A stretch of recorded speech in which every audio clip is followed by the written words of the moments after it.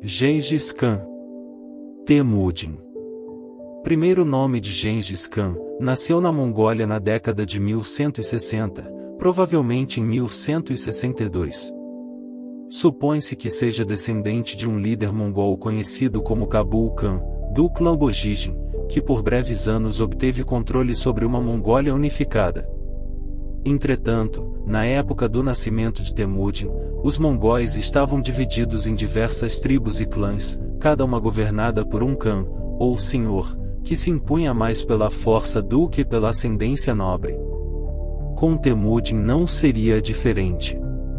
Quando tinha 9 anos, Temujin foi ao clã dos Merquitas para escolher uma esposa e refazer a paz entre os clãs. Há muito tempo, seu pai havia roubado a esposa do clã dos Merquitas e se casado com ela. Ela era mãe de Temujin, mas no caminho, parou para pernoitar num clã aliado, os Ongirat, aonde se apaixonou por Bort. Pediu ao pai para praticar a escolha de esposas ali, porém, ao invés de apenas praticar, escolheu oficialmente Bort como sua noiva. No caminho de volta, seu pai, Yesugei, foi envenenado por membros da tribo dos Tártaros. Sem que os filhos de Yesugei tivessem idade para assumir o controle da tribo, esta passou a ser comandada por um novo Khan, Targotai, ex-soldado de Yesugei, que expulsou a família do clã para evitar futura contestação de sua liderança, forçando-os a sobreviver nas estepes, sem gado ou cavalos. Passou a infância inteira tentando fugir do algoz Targotai. Quando tinha 16 anos, a fim de cimentar alianças entre a sua tribo e tribo de sua esposa, Bort, teve 4 filhos que receberam os nomes Joshi, Chagatai, Gedei e Tolui. Ele também teve outros filhos de outras mulheres, mas seus nomes não são lembrados porque não recebem uma herança que lhes daria autoridade no clã. Aos 17 anos conseguiu reencontrar Bort, casando-se. Como quase todos os mongóis, Temujin provavelmente tinha sido treinado como arqueiro montado desde muito jovem.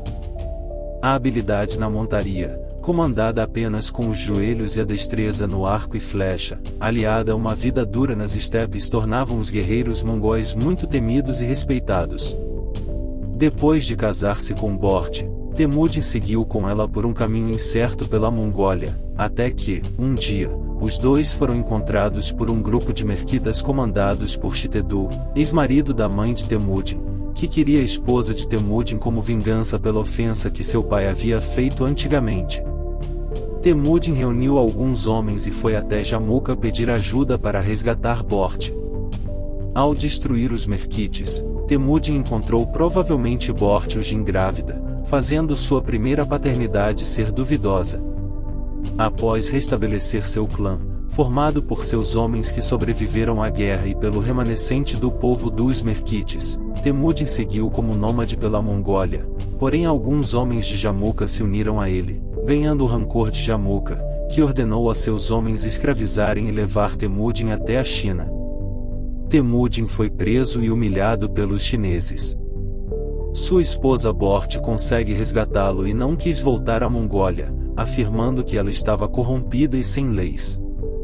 Determinado a unificar a Mongólia, Temujin determinou as leis dos mongóis. Nessa época, a força de Temujin era conhecida em toda a Mongólia. Temujin seguiu pregando a unificação da Mongólia nos clãs e muitos clãs se uniram a ele, porém, a maioria dos clãs se uniram a Jamuka, que pregava a destruição de Temujin.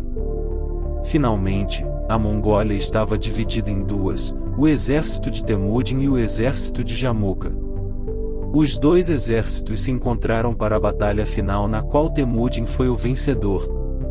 Em 1206, uma assembleia entre os chefes de todas as tribos das estepes proclamou Temujin, então com 45 anos, como Gengis Khan, o Khan dos Khans.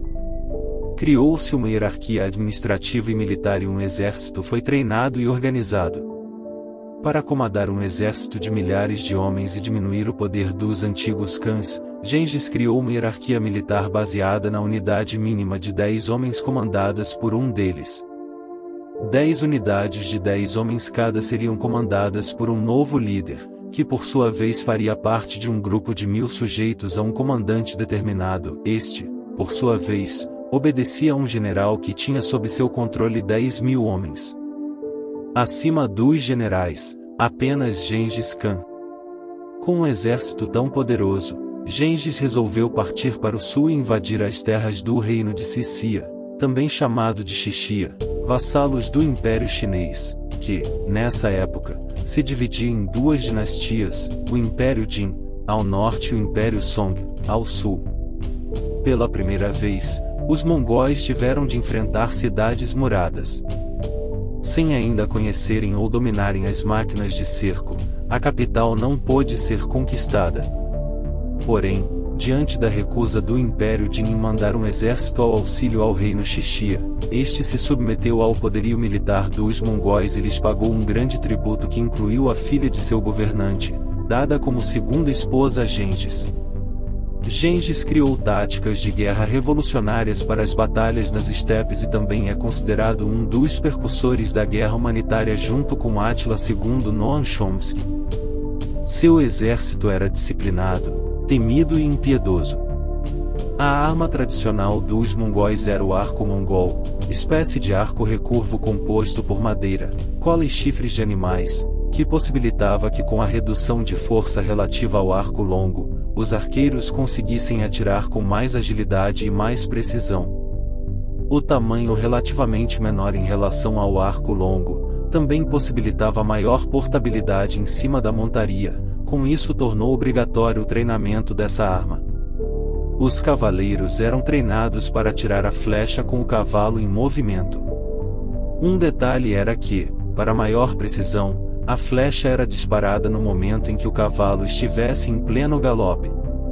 Esses cavaleiros, os chamados mongudais, eram uma arma poderosa contra a infantaria inimiga, já que juntavam dois princípios, arco e flecha e cavalaria, ou seja, um mongudai poderia ser rápido e preciso para atingir os inimigos mesmo estando longe.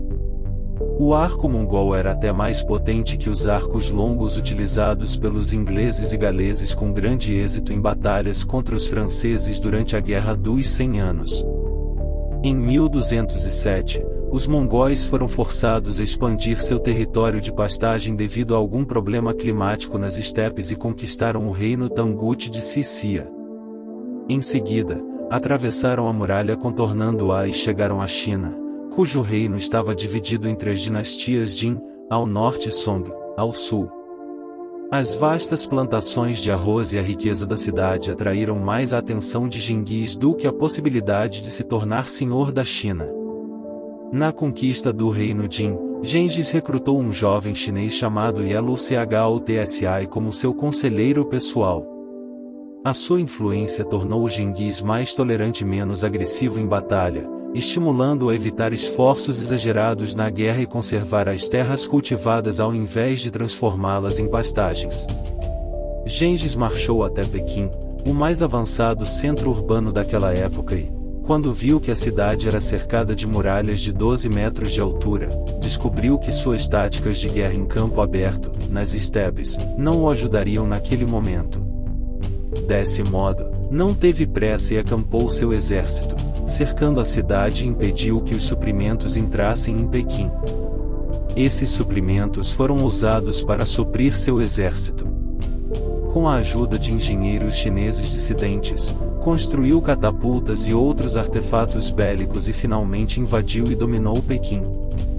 Gengis, após o ataque inicial aos Jin, retirou-se para a Mongólia, enquanto seus generais se encarregavam de estabelecer seu domínio na China Jin. Em 1218, um acidente diplomático provocou a ira de Genghis sobre o Império Khorásmio, no norte da Pérsia. Um mensageiro trouxe-lhe a cabeça de um de seus generais enviado em missão diplomática à Pérsia. O Khan cavalgou à frente de mais de 200.000 homens e cerca de 10.000 máquinas de assédio adquiridas dos chineses. Houve poucas batalhas campais e os mongóis empreenderam guerras de cerco às cidades fortificadas da Pérsia, que capturaram uma a uma. Algumas, como Bukhara e Samarcanda, se tornariam, no futuro, espelhos longínquos da presença mongol no sudoeste da Ásia. A velha cidade de Nishapur foi arrasada e nem mesmo os animais ali sobreviveram ao ataque mongol. O exército de Genghis matou mais de 1 milhão de persas. As perdas humanas em Khorasmia contavam-se aos milhares. Genghis e seus generais impunham punições brutais aos inimigos. A proximidade da Pérsia com a Europa gerou a fama de selvageria dos mongóis que assombraria o continente pelas décadas seguintes. Em 1227, enquanto os generais de Gengis conquistavam territórios no sul da Rússia e na Ucrânia, o grande Khan foi forçado a retornar para as estepes para conter uma revolta de Sissia, que havia recusado a convocação para a campanha contra a Khorasmia. Após vencer os Tangutis, Gengis morreu acometido por uma febre alta e dores na cabeça. A História de Yuan, um texto histórico encomendado durante a dinastia Ming da China, afirmou que, de 18 a 25 de agosto de 1227, durante a última campanha de Genghis Khan contra o Xi Ocidental, ele se sentiu mal com uma febre que o matou 8 dias após o início da doença. Pesquisas anteriores sugeriram que ele contraiu febre tifoide, mas outros pesquisadores observaram que não houve menção a outros sintomas típicos da doença, como dor abdominal e vômitos. Os cientistas diagnosticaram Genghis Khan não apenas observando seus sinais clínicos, mas também usando informações sobre as doenças que as tropas mongóis e seus inimigos sofriam na época, bem como conhecimentos modernos sobre os tempos de aparecimento de doenças transmissíveis. Eles descobriram que seus sintomas correspondiam aos da peste bubônica que prevalecia naquela época. Gengis morreu antes de ver seu império alcançar sua extensão máxima, mas todos os líderes mongóis posteriores associariam sua própria glória às conquistas de Gengis, que foi um dos comandantes militares mais bem-sucedidos da história da humanidade. As suas campanhas foram normalmente acompanhadas por massacres em larga escala das populações civis, sendo estimado que causou a morte de 30 a 60 milhões de pessoas. Teve cerca de 500 esposas e concubinas. Antes da morte de Gengis, este estabeleceu seu filho, Ogedai Khan, como seu sucessor. Ogedai encarregou-se de expandir o território mongol ao máximo, da Síria à Indochina, da Pérsia à Sibéria, da Hungria à China. Posteriormente, o grande império seria dividido em 4 partes, entre filhos e netos de Genghis, porém nenhum destes novos reinos, ou canatos, teria uma existência longa. No início do século XIV, Tamerlão, alegando ser descendente de Gengis, se tornaria o Khan de um breve império mongol que abarcaria toda a Mesopotâmia, a Pérsia, o Afeganistão, o Paquistão e o norte da Índia. Ainda nesse século, os tártaros ressurgiriam, inspirados pelas conquistas de Genghis, para tomar o território do dissolvido Kanato da Horda Dourada, na Rússia. Vários outros levantes mongóis de menor importância tomariam lugar nos séculos seguintes, mas o meio de vida nômade e a incapacidade de estabelecer uma indústria armamentista logo tornaria os hábeis cavaleiros montados obsoletos frente às novas artilharias dos países que ali faziam fronteiras. Na Mongólia atual, Gengis é considerado o herói máximo e o pai daquela nação, cujo culto à imagem jamais se deixou apagar, mesmo durante o regime comunista, cujo legado foi replicado em países como China e Rússia. O aeroporto da capital do país foi renomeado para Aeroporto Internacional Gengis Khan, em homenagem ao imperador. Contam as lendas que todos os envolvidos no enterro de Gengis foram mortos para manter em segredo o local onde ele foi enterrado. E esse local realmente jamais foi encontrado. Gengis foi citado como exemplo no célebre discurso de Hitler aos seus comandantes antes da invasão da Polônia em 1939, que tentou repetir o feito da conquista da Rússia: "A nossa força está na nossa rapidez e na nossa brutalidade." Gengis matou milhões de mulheres e crianças por sua própria vontade e com um coração jovial. A história só vê nele um grande construtor estatal. Os Estados Unidos também copiaram táticas militares dele durante a Guerra Fria e no século XXI. Um estudo realizado em 2002 concluiu que 8% da população da região anteriormente ocupada pelo Império Mongol, uma área entre o Oceano Pacífico e o Mar Cáspio, o que corresponde a 0,5% da população mundial, podem ser descendentes de Gengis. Um outro estudo de 2007 afirma que 34,8% dos atuais mongóis são descendentes de Gengis.